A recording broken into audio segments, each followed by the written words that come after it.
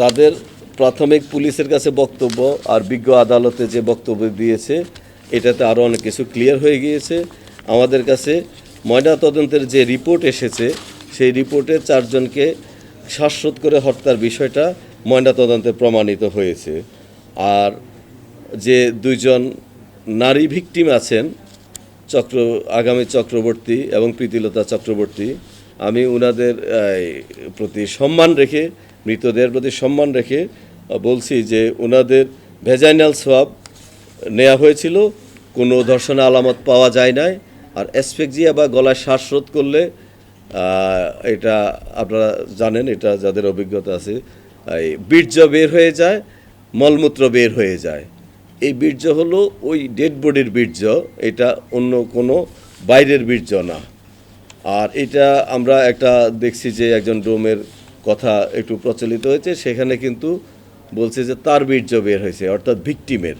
তো এটা হলো গলায় ফাঁস লাগলে এবং চোখগুলো একটু বের হয়ে আসে, এটা হলো গলায় ফাঁস লাগলে এই জিনিসগুলো হয়।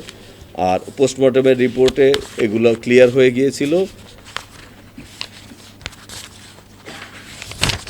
এরপরে এই মুগ্ধ দাসকে যে অ্যারেস্ট করা হয়েছে, মুগ্ধ দাসকে অ্যারেস্ট করার সময় সে দৌড়ে পালিয়ে যাচ্ছিল, পালিয়ে গিয়ে 3 কিলোমিটার দূরে গিয়ে সে একটা শ্মশানের মধ্যে আশ্রয় নেয়।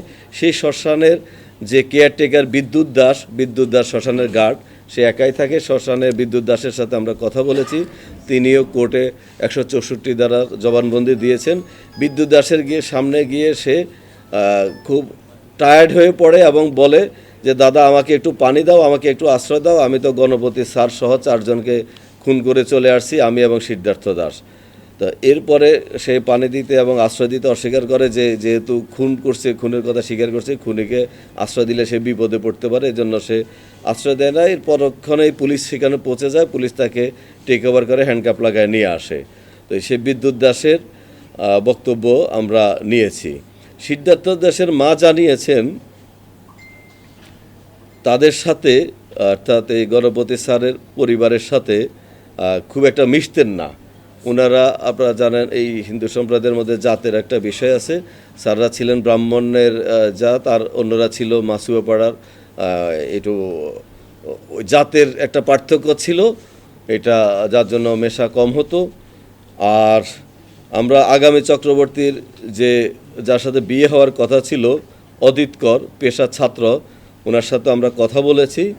উনি ফোন বন্ধ পেয়ে শুক্রবার এবং শনিবার ওই বাড়ির সামনে দিয়ে উনি অনেকবার যাতায়াত করেছেন ওনার বান্ধবীর ফোন বন্ধ পেয়ে, এবং বাসার সামনে বসে থাকা কয়েকজন নারীর সাথেও কথা বলেছেন, প্রতিবেশীদের সাথে। সেই প্রতিবেশীরা ওনাকে বিভ্রান্তিকর তথ্য দিয়েছেন, অর্থাৎ ওনাকে সহযোগিতা করেন নাই, যে এরা কোথায়, বলছে যে কোথায় না কোথায় চলে গেছে, শুক্রবার থেকে দেখি না। অর্থাৎ তাদের অ্যাটিটিউডটা, এটা অদিত করের বক্তব্য। অদিত কর বারবার এখানে সে ঘোরাফেরা করছিলেন, বাসা বন্ধ ছিল, ফোন বন্ধ ছিল।